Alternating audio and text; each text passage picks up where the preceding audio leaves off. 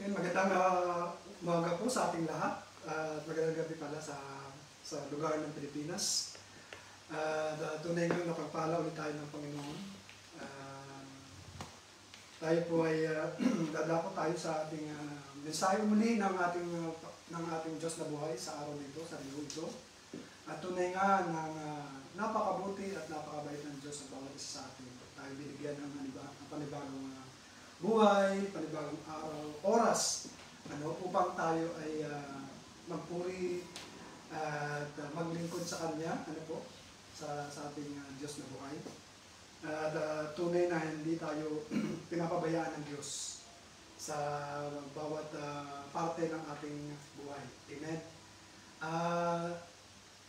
Una sa lahat, welcome to the Fundamental Truth of Jesus Christ Worldwide Ministry, whose main aim is to bring people closer to the living God. At maihayag po at may paranas sa mga tao pang dinakakilala sa Diyos. Ito po ang mission ng ministry nito ay magbigay ng mensahe ng Diyos, ng salita ng Diyos sa Biblia, at magkaroon sila ng buhay na walang hanggan. Amen. Yung tunay na relasyon sa Panginoon. Amen. Hallelujah. By the way, ito nga po pala si Reverend Ricky Oblaya dito sa Netherlands, sa Fundamental Truth of Jesus Christ Worldwide Ministry in Netherlands. At mapagpala po sa inyong lahat sa ating pastor dyan sa Pilipinas, sa Cavite, Dasmariñas, Cavite, si Pastora Mariana, gayon si Pastora Ina, at sa lahat ng ating mga kapatiran dyan. God bless you.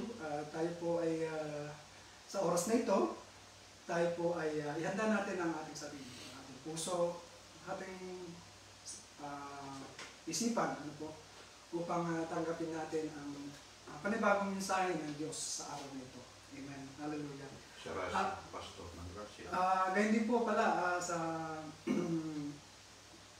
last but not the least, pastor po natin doon sa Russia. Pastor Merlin. Pastor Merlin. Marlene. Philippines. Mariana po. Merlin. Merlin po ba yan? Merlin. Praise God. Praise the Lord. Merlin. Sa oras na ito, ganyan din sa ating patuloy natin ito-pray ang ating isang pastor din sa Russia na patuloy na ginagamit sa mga soldier doon, at patuloy na ang gabay at ang pag-iingat ng Diyos sa kanya ay patuloy na samahan siya at mightily gamitin siya sa mga tao pa na nangangailangan ng tunay na relasyon sa ating Diyos. Amen. Hallelujah. Dadako po tayo sa mensahe. Ito po ay part 2. Kung narinig natin sa online nung last week, ang topic for or message po ng Diyos ay about sa growing in the season of life. Ito po ay part 2. At kung kayo po ay nakapagsulat ng mga nakaraan, idugtong na lang po ninyo sa inyong books, sa inyong mga sinusulatan upang maka-follow tayo kung ano pa yung idadagdag ng mensahe ng Diyos para sa bawat isa sa atin. Amen. Growing in the seasons of life. Ito ay, katulad na sinabi ko last week, ito po ay patungkol sa bawat mga panahon o sitwasyon ng tao, ng bawat isa sa atin na namumuhay tayo sa mundo ito. Meron tayong iba't ibang mga experience sa buhay. Ito man ay masaya, ito man ay malungkot, ito man ay mayroong kasaganahan, merong kagipitan, pero ang Diyos ay nandun na, ang Diyos ay lagi nasa atin. Lagi tayong sinasamahan. Amen? Hallelujah, Jesus. Kaya nga po, praise the Lord, na tunay, ito po ang kasunod na matutungayan natin kung paano tayo mamuhay, mag-growing tayo, kung sa ay tayo lumago sa panahon na kung ano yung ating kinalalagyan ngayon, sa sitwasyon ngayon. Amen. Una, praise God, growing in the season of life. In Romans chapter 5 verse 8, babasahin po natin to. God showed His great love for us by sending Christ to die for us while we were still sinners. Ano po? Tayo po ay sa gitna manalangin at humingi po tayo ng gabay ng Banal Santo Espiritu sa ating pag-aaralan. Hallelujah, Jesus, O Father God in heaven. Maraming salamat po sa oras nito at patuloy kami po ay nagpupuri sa iyo at binibigay ang kagalatian sa iyo sa pangalan ng Jesus. Kami lumalapit sa iyo. Ninisin mo po kami ang bawat sa amin ang aming mga puso. At ugasan mo kami ng banal na lingkod ni Jesus. Salamat po sa oras na ito. Kami po isang nalinis na at isang dalisay ang puso namin dahil sa iyo. Sa iyong katapatan, sa iyong pangako, Panginoon. Maraming salamat sa oras na ito. Holy Spirit, continue to guide us. At patuloy na kami hinihingi ng karunungan na nagmumula sa iyo upang maunawaan namin ang bawat isa sa amin ay maunawaan at malaman namin kung paano kami kikilos, kung paano kami gagalaw na kasama ka in the situation po na kami ay nalulungkot, kami ay mayroong mga problema, o mga panahon na kami ay sa ngayon, sa sitwasyon ngayon. Kami pinanampalataya sa iyo na tunay na bibigyan mo ng kasagutan ang lahat ng ito sa bawat isa sa amin. Salamat po. In Jesus' mighty name we pray. Amen. Hallelujah. Okay, sabi dito sa Romans chapter 5 verse 8, ano po? God showed His great love for us by sending Christ to die for us while we were still sinners. At talagang nandun ang great love ng Diyos, ano po? Pinagkaroon niya ang bugtong na anak ng ating Diyos Ama, ang Panginoong Yesu Cristo, upang padama sa atin ang tunay na pag-ibig ng ating Diyos. Amen. Praise God. Okay, una sa lahat, sabi dito, in the season of loss, release your grief. Ito yung sinasabi ko kanina, na tayo, hindi natin maiwasan, sa paglakad, sa pamumuhay natin, meron tayong mga season na ganito. Meron tayong nawala ng pamilya, nawala ng trabaho, nawala ng kaibigan, Kaya nga, sinasabi nga po sa Biblia, the Bible says, when you go through a season of loss, ang unang bagay po na gawin natin is to release your grief. Sabi dito, in the season of loss, release your grief. Amen. Ito yung parang medyo katulad to na ikaw ay nalulungkot, pero medyo mas malalim pa po ito. Yung bang nawalan ka ng lahat, siyempre nagigrieve ka. Nagigrieve tayo. Amen. The tragedy always produces strong emotion. Katulad ng galit ka, nawalan ka, kasi nagagalit ka. Nagagalit tayo. Natatakot, depression, nagwo-worry tayo, and sometimes guilty tayo. Ito yung mga emotion, ito po yung talagang strong emotion once that we are grieving, na talagang merong bagay na nawala sa atin. Ito yung pinakang nagiging outcome sa buhay ng isang tao. Amen. Ito man ay nakakilala na sa Panginoon, naglilingkod sa Lord, o yung mga bago pa sa Panginoon, at yung mga kakilala pa. Ito yung mga emotions na nararamdaman ng maraming tao na pag sila ay nawalaan ng isang bagay sa buhay. Ito yung mga feelings that can scare us.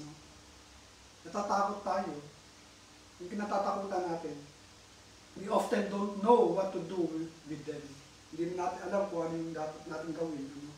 Depression ka, hindi mo alam kung ano dapat gawin.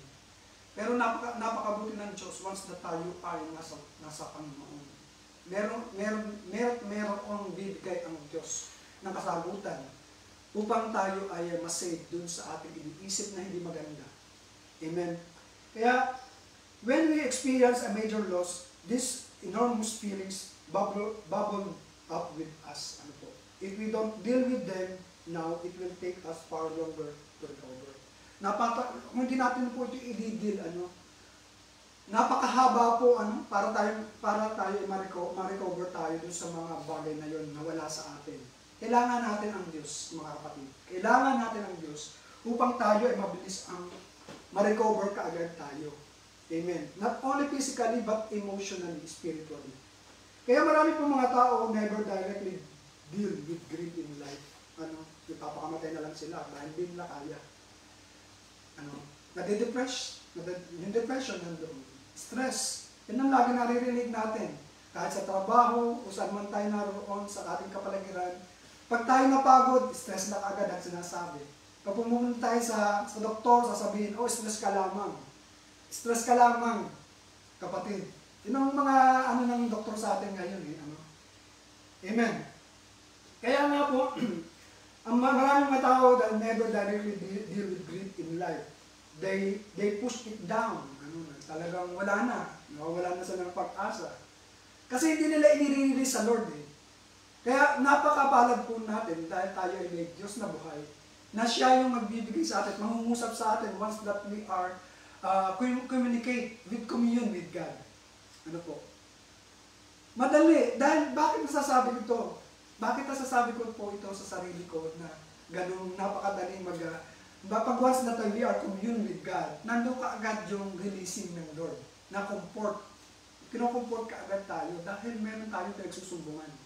Meron tayong nilalapitan na tunay na siya ang magbibigay ng ikaw ay yung comfort ka talaga, maalis lahat ka agad yun. I-release lang natin sa Diyos. Amen. They pretend that it's not there. They play like it doesn't exist. Ito yung mga tao, marami sa atin.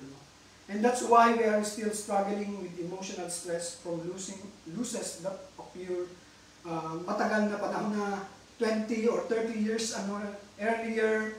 Talagang marami ng mga nangyari sa buhay, hindi pa rin i-release yung lahat ng mga nawala sa kanya, sa buhay ng isang tao. Kaya napakatagal, longer recovery talaga. Kung wala tayo sa Diyos, ay talaga, ano mangyayari na sa atin?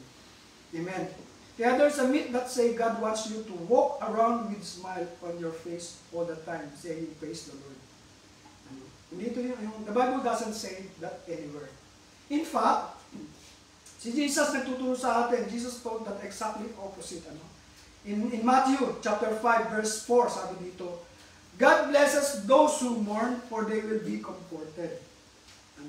Kaya, katulad ng sinabi ko, pag tayo na kay Lord, lagi tayong kinocomfort. Hindi lang tayo kay Lord.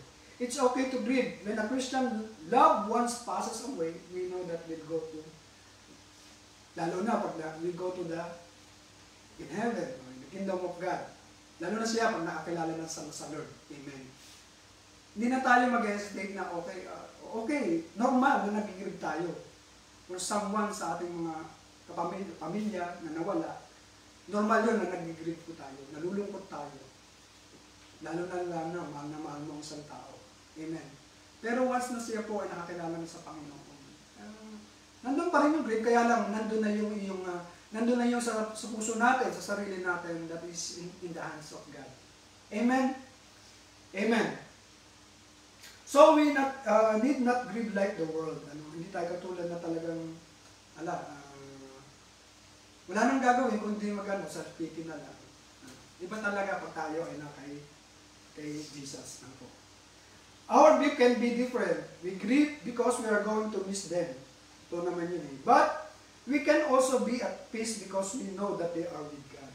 Alam natin na siya ay nasa kay Lord na. Amen?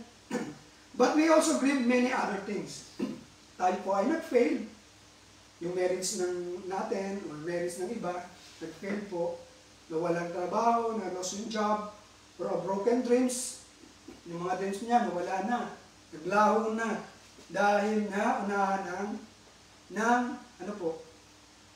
emotion.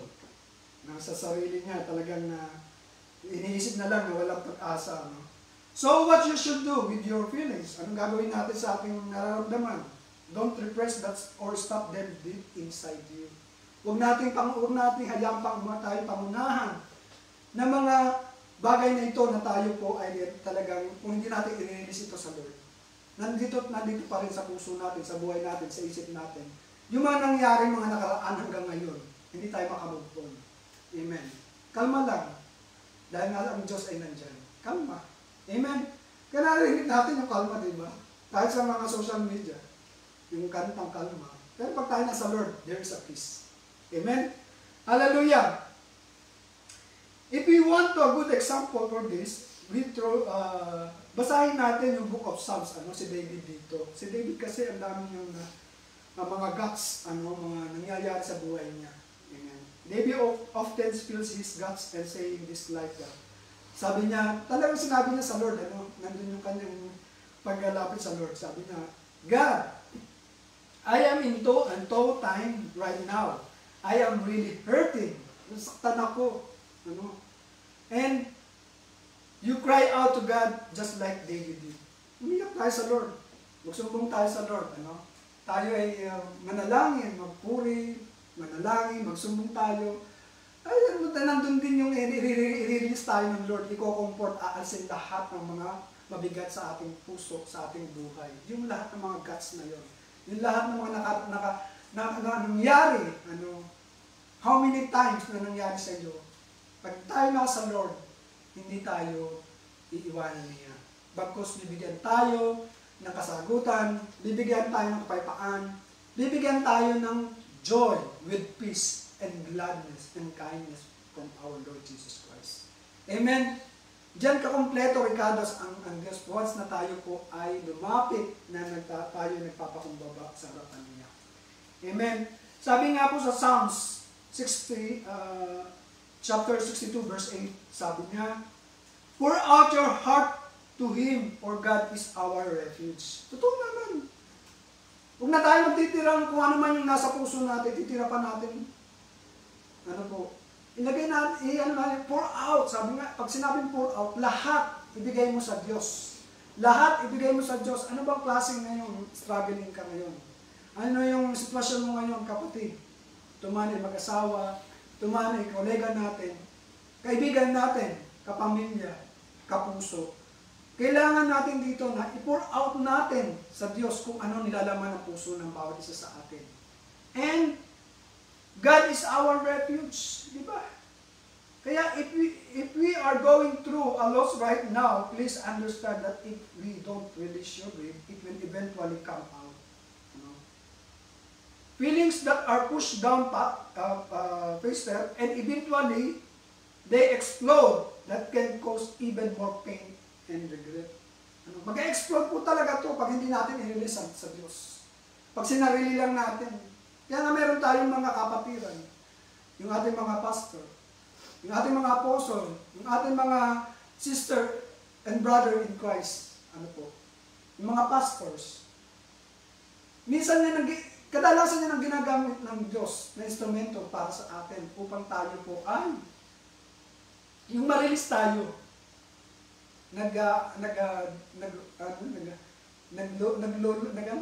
Download ba? Hindi. Naglo-load ka nagsasabi ka para ma-release tayo. Ma-release ka, ma-release ako. Amen. Kaya hindi kailangan na sarilihin natin to. Hindi kailangan tayo ay pumunta sa isang place na lang na magmukmuk, magsarili na lang tayo. Hindi ito makakatulong sa atin. Physically, spiritually. Kailangan natin sa someone else. Lalo na ang Diyos, siyempre, number one yan. Amen. Kaya, release our grief that first so God and can heal your heart. Totoo naman to eh. Totoo to. Kaya tayo po ay manampalataya sa Diyos na tayo po'y pagagalingin ng ating Panginoong Jesus. Amen? And next, loneliness. Nalulungkot, Ang isang nalulungkot na tao is longing for relationship with God. Amen. Kailangan natin to. Na meron tayong relasyon sa ating Diyos. Amen. Kaya katulad ng sinabi kanina, Romans chapter 5 verse 8, God showed His great love for us by sending Christ to die for us while we were still sinners. Amen. Ito yung promise ng Lord. Kailangan nandun lagi yung ating tunay na relasyon sa Panginoon. Yung ating pakikipag-usap, ating pananalangin, ang ating pagbabasa ng Kanyang salita upang tayo po ay yung loneliness na yun, yung naranasan natin kalungkutan, ay mawala ito dahil ang Diyos, ang presensya, ang Panginoong Hesus, ang pumapalit dito. Inalis ng lahat at ginagawang bagong lahat. Amen? Hallelujah. Kaya nga po, what we often call loneliness is really homesickness for God. Talagang pag tayo ay, ang tao ay namimiss niya, lalo na pag nalulungkot, ang pamilya malayo. Amen. Napakalungkot. Dahil lang, talagang napakabuti ng Diyos. Tayo ay sinasamahan niya. Kaya this is because we were made to have a personal, intimate relationship with Christ Jesus, a relationship that God is dying to have with you and me. Kaya nga po sa Romans chapter 5 verse 8, ano ito sinabi niya ng Lord na pinapakita ng Diyos sa atin ang pag-ibig sa pamamagitan ng ating Panginoong Jesus Kristo. Amen. Kaya nothing is ever going to compensate for a close personal connection to God. Amen. Kaya kailangan natin ang true relationship, close personal connection to our God.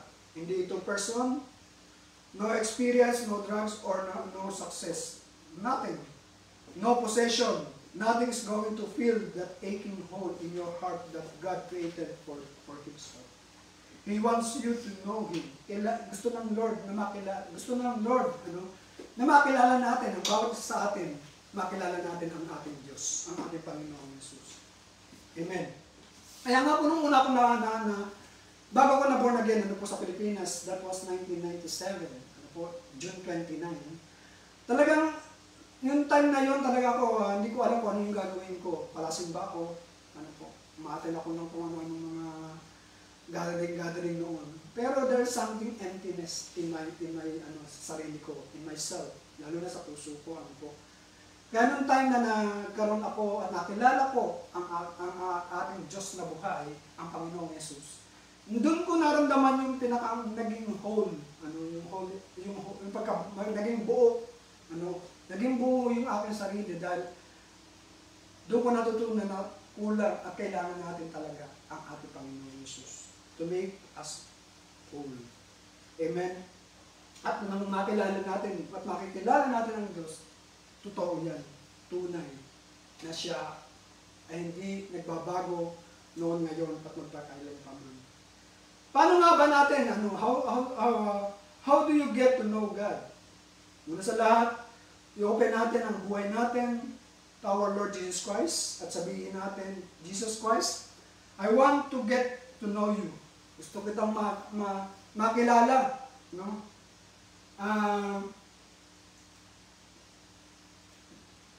I want to learn to love you the way you love me.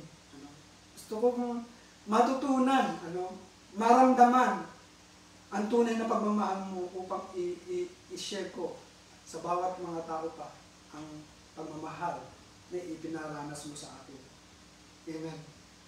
You love me even before I know anything about you, even while I was still in rebellion against you. Diba? Sabi dito. While we were still sinners, God loved us.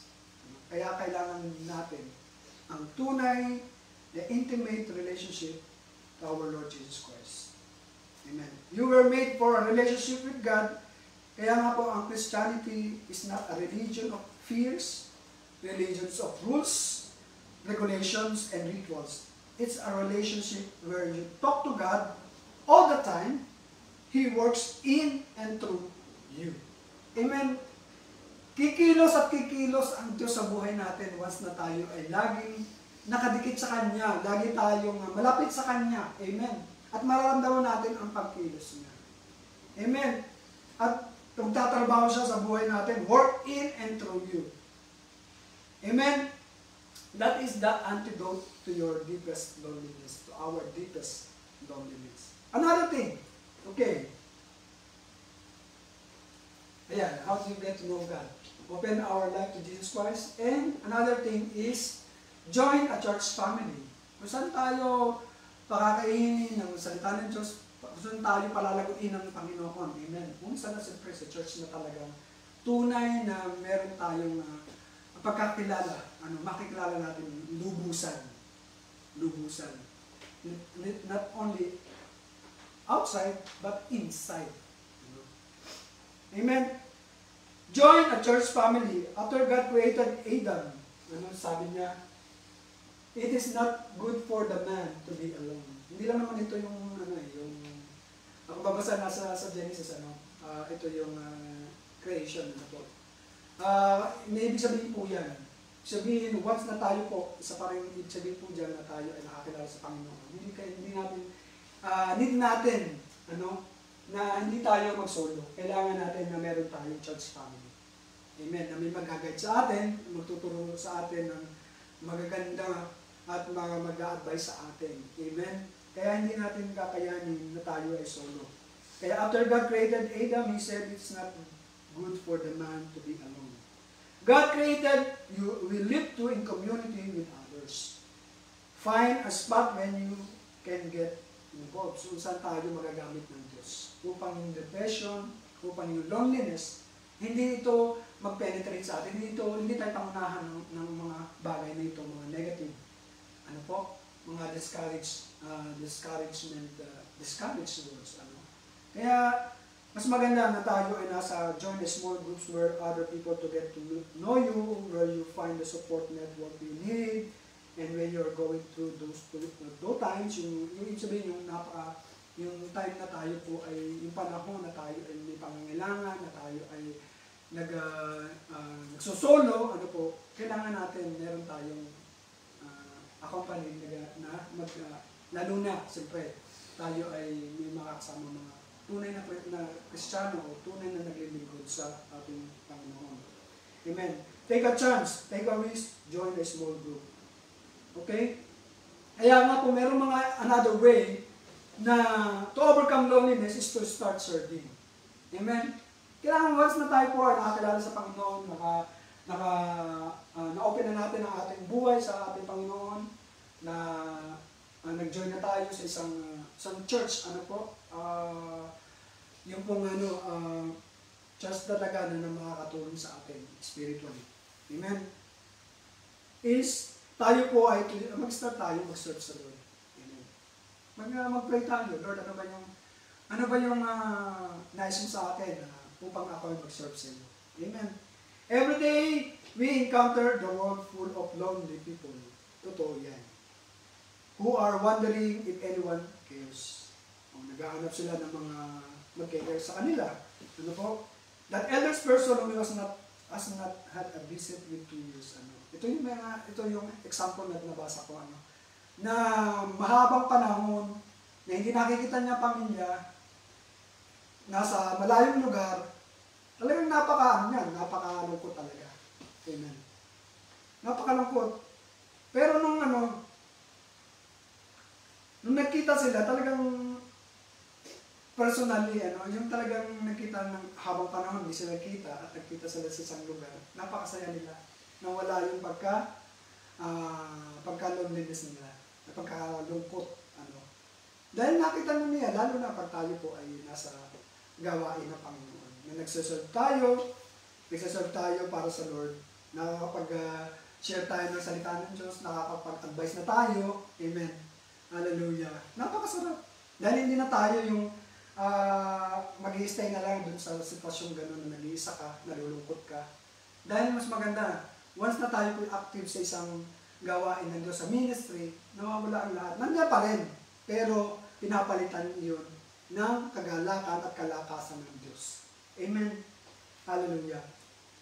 Kaya, if all you do to commit yourself to being a friend to lonely people, you live a significant life that will be a valid and worthy life goal. You will go through lonely times in your life, but you never go through them alone if you have a close relationship with the Lord Jesus Christ. Amen. That's true, I believe. Na once na tayo po nasa Panginoon at ginagamit tayo, nagagamit tayo, advice din ulit, nag-grow na tayo, siyempre, di ba? Kaya nga, growing in the seasons of life, di ba? Kaya tayo, huwag tayo mag-stay lang sa isang lugar o sa isang anong nagsasarili lang tayo. Once na tayo po ay nasa ministry na, mag-pray tayo sa Lord na magamit tayo ng Panginoon. Dahil ito yung pinakang the best or the right things, itong tamang bagay na kaya nga po tayo ilikha ng Diyos. Hindi lang tayo magtrabaho, kundi tayo magtrabaho sa ministry ng Panginoong Yesus. Amen? Hallelujah. That will be a valid and worthy life goal. A worthy life goal na magamit ang ating buhay. Hindi lang tayo papayaman, kundi magpayaman tayo doon sa in the kingdom of God. Ano yung para sa Diyos? Ibigay natin para sa Diyos. Amen? Hallelujah! Praise the Lord. Another thing. Okay. Don't waste your season of loneliness. Ano yung sabihin nito? Huwag natin sayangin yung pagmumukmuk na lang natin, yun na lang ating bibigyan ng pansin para lang tayo ibig sabihin, nawala na silbi yung buhay natin. Amen. Kaya sabi dito, don't waste your season of loneliness. Amen. Anong gagawin natin dito? Gawa tayo ng isang bagay. Isang bagay na malulugod ang Diyos. Isang bagay na ikaw magiging masaya. May kagalakan. Amen. Sabi dito sa Timothy, sa Timothy chapter 4 verse 13. Sabi dito, when you come, si Paul po dito ay nakaranas ng isang sitwasyon na siya ay nakulong dahil sa paglilingkod, dahil sa pag-share ng salita ng Diyos. Amen. Kaya sabi dito, when you come, be sure to bring the coat I left with Corpus at Troas. Also bring my books, and especially with my papers. Ano ba ibig sabihin ito? Ba't may papers? Bakit may books? Bakit may coat? Yung jacket? Sabi nga po, what should you do when you go through a season of loneliness? Ano bang gagawin natin when we are in the seasons of loneliness? Kaya nga po, ang illustration na po, magmukmok, praise God. Okay. What should you do when you go through a seasons of loneliness or magmumukmok ka na lang ba? The answer is illustrated in the life of Paul. In 2 Timothy chapter 4. Ito yung illustration ni Paul na when he was in prison awaiting his execution. Kaya nga po, ilagay natin dito sa sarili natin. Ilagay natin yung sarili natin dito sa praise the Lord, hallelujah. Kaya nga po, ilagay natin po ito sa ating yung sarili natin dito sa sitwasyon ni Paul. When you go through a season of loneliness, you want to make the most of your time. Gawin natin yung bagay na hindi tayo pangungunahan ng greedness, ng kalungkutan sa buhay natin. Gumawa tayo. Make the most of your time. Lalo na siyempre sa gawain ng Diyos. When you go through a season of loneliness, you want to make the most of your time. That's mean, ibig sabihin nito? Making a best of a bad situation. Kung tayo po nasa bad situation, at tayo nasa kay Lord na, gumawa tayo ng isang bagay na hindi tayo mababothered or hindi tayo magugulo o hindi tayo matatalo ng kalungkutan ito. Amen. Resist the temptation to do nothing. I-resist natin ang lahat ng ito. Take some action. Any kinds of action. Action. Ano ba yung action na sinasabi dito? Simple, action. Para maalis ang lahat ng mga hindi natin masayang yung panahon, yung oras. Amen. Hallelujah. Take some action, any kinds of action. Try to think of creative ways to take advantage of season in which you are alone. Huwag natin hayaan na lagi tayo mag-solo. Amen. Mag-solo. Talaga pag nagsosolo talaga, merong positively na talagang hindi mo maiwasang papasok at papasok sa sarili natin. Ang magmukmuk, malungkot, ma-depress. Amen. Kaya nga po si Paul dito, from prison, he told him, kay Timothy, when you come, sabi ito, when you come, sinabi ni Paul kay Timothy, when you come, be sure to bring a coat that will let Corpus at Troas. Also bring my books and especially my papers. Kaya nga po, in the seasons of loneliness, si Paul po, wanted to be productive. Ginawa niya siyang maging isang productive talaga. Hindi nasasayang. He did not waste his time to serving God. Amen. The same thing with us. Nakakaranas tayo sa mga bagay nito sa panahon ito. Don't waste our time. Do action, especially in the ministry ng Diyos. Huwag nating hayaan na tayo ay gano'n na lang. May stagnant lang tayo. Amen. Ang nais ng Lord sa atin, productive. Amen. At maging mayroong worth ang ating buhay. Worth. Hallelujah. Kaya nga po, even though he was lonely, he did not throw a pity party. Hindi siya yung talagang self-pity lang. Kawawa ako. Ganon. Amen. Ako sa sarili ko, naranasan ko rin po yan. Pero talagang napakabuti ng Diyos. Once na talagang i-reverse mo talaga yung pagka-loneliness mo, kahit nasusolo ka, nandiyan ang Diyos siyempre. Pero kailangan mo rin ang mga nasa paligid mo. Lalo na ang pamilya na sumusuporta sa iyo. Kaya, alam niyo sa trabaho ko talaga, ang dami talaga mga nasa surrounding natin, iba't ibang mga kolega, mga katrabaho natin, iba't ibang mga person, mga karakter. Nandyan na meron kang guguluhin ka, meron silang gagawin sa iyo, pero gawin na lang natin ito na i-ano natin sa Panginoon na lang. Ipag-pray na lang natin sila. Na hindi tayo matalo ng mga bagay sa mundo ito ng pagkaroon ng negativeness.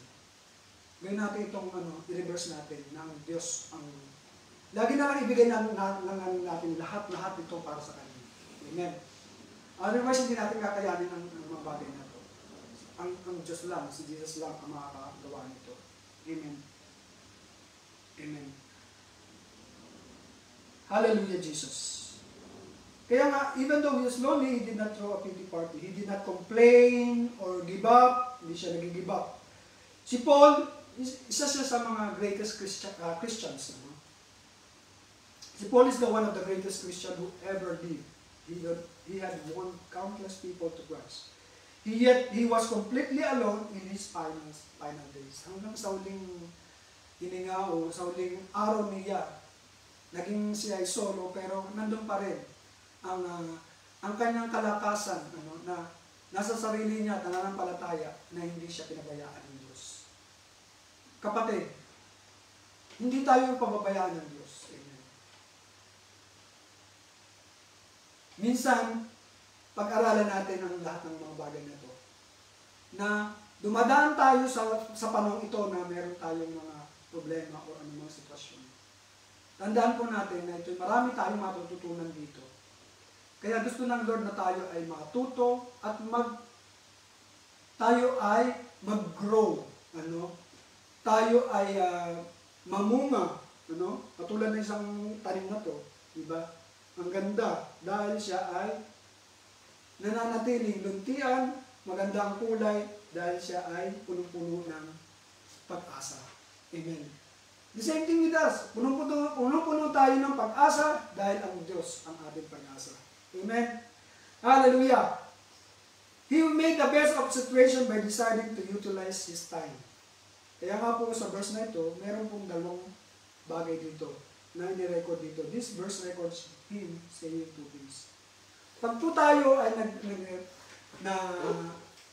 nalulungkot, sabi nga, huwag natin i-waste ang buhay natin. Huwag natin sayangin ang buhay natin. Number 1, sabi dito,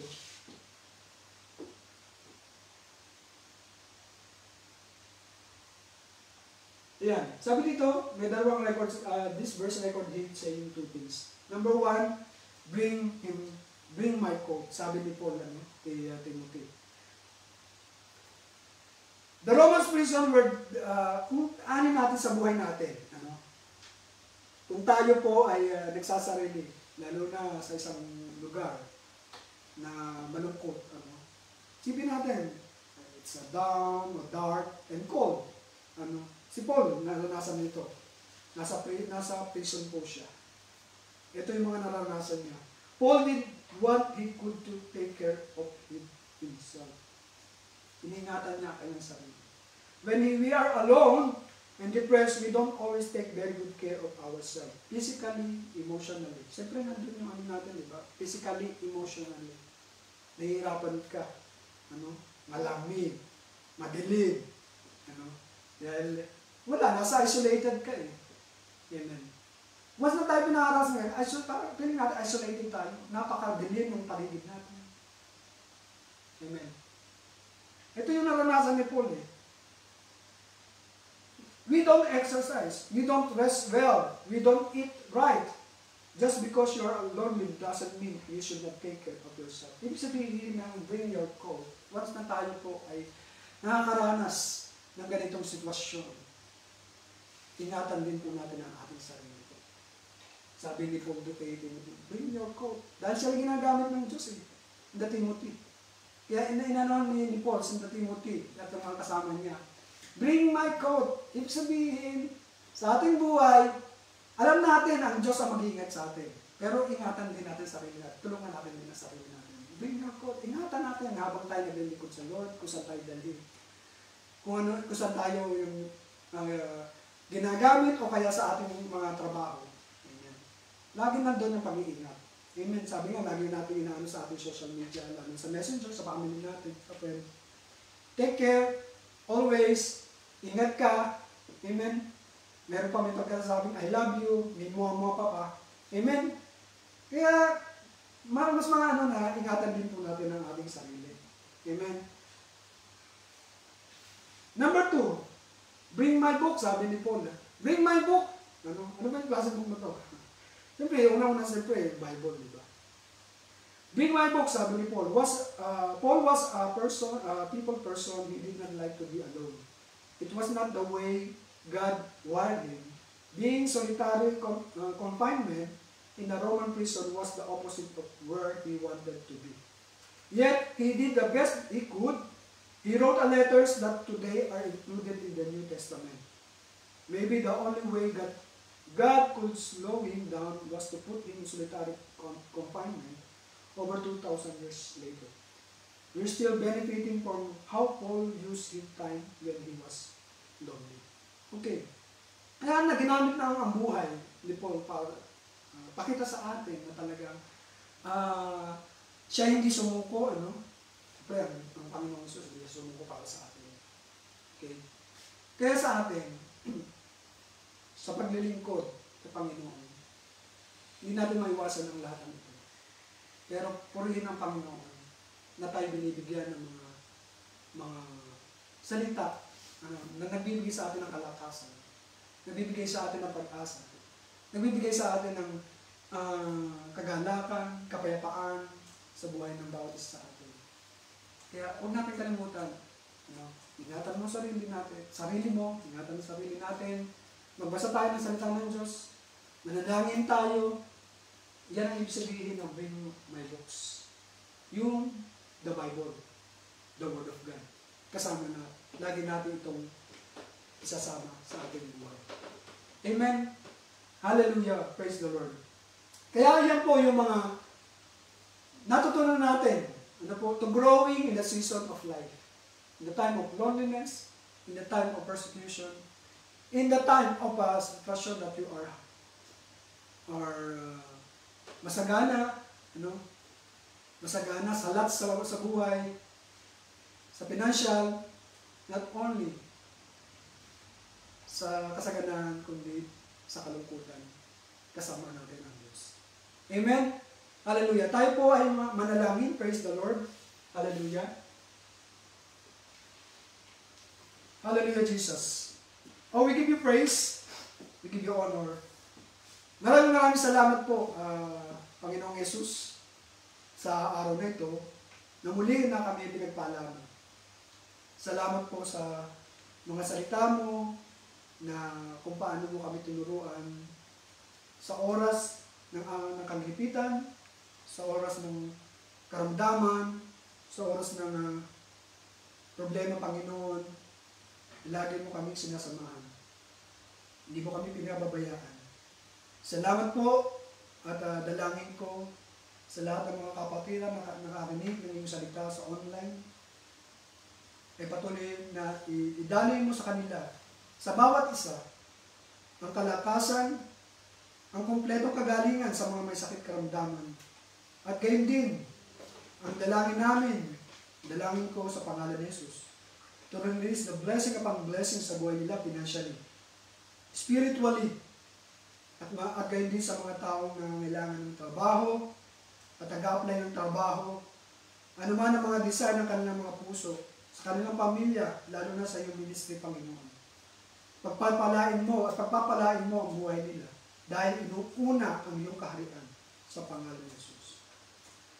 Maraming salamat po at sa mga pamilya na nangangailangan ng pagkakaroon ng isang oneness, Lord, pagkakabuklod-buklod ng pamilya. I believe, Lord, na nandun ka sa oras na ito na pinubuklod mo, maging isa ang pamilya sa pangalan ni Jesus. Maraming salamat sa oras na ito. At tunay nga po, Lord, ang dalangin ko sa ministeryong ito, patuloy mong gamitin mightily ang ministeryong ito upang ihayag at magamit mo sa buong mundo ito na marami pang mga tao na makakilala sa iyo at maligtas sa pamamagitan ng instrumentong ito sa ministry ito, Panginoon, sa pangalan ni Jesus. Maraming salamat po at tunay nga po sa araw na ito kami magkatagumpay na sa buhay ng bawat isa. Salamat po. All the glory belongs to you. In Jesus' mighty name we pray. Amen and amen. God bless po sa bawat isa sa atin, and the next Sunday, panibago na namang revelation or mensahe ng Diyos na ibibigay sa atin. Ingat po kayo, and see you next time. God bless.